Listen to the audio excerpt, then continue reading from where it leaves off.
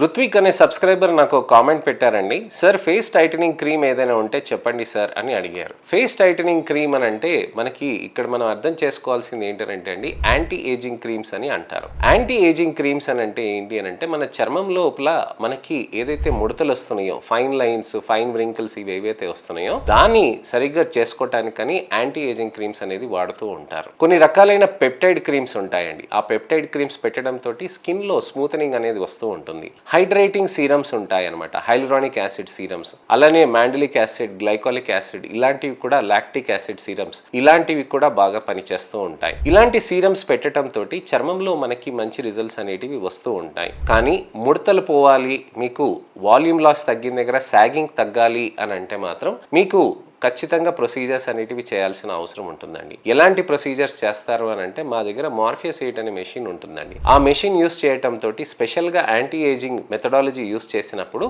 చర్మంలో మనకి skin titling అనేది లోపల నుంచి మనకి అవ్వటం జరుగుతూ ఉంటుంది. అలానే కొల్లాజన్ రీజనరేషన్ కోసమని హైఫు ట్రీట్మెంట్స్ అని అంటాం, high intensity focused ultrasound therapies అని అంటాం. అలానే అదర్ థెరపీస్ కూడా మనం చేస్తూ ఉంటే కూడా మంచి రిజల్ట్స్ అనేటివి ఉంటూ ఉంటాయి. మన దగ్గర ఈ ప్రొసీజర్స్ చేయటానికని అనేక రకమైన ఆప్షన్స్ ఉంటాయండి. ఫిల్లర్స్ కూడా ఆప్షన్స్ ఉంటాయి. ఫిల్లర్స్ చేయటం తోటి కూడా మనకి చర్మంలో మంచి రిజల్ట్స్ అనేటివి మనకి సాధ్యమవుతూ ఉంటుందండి.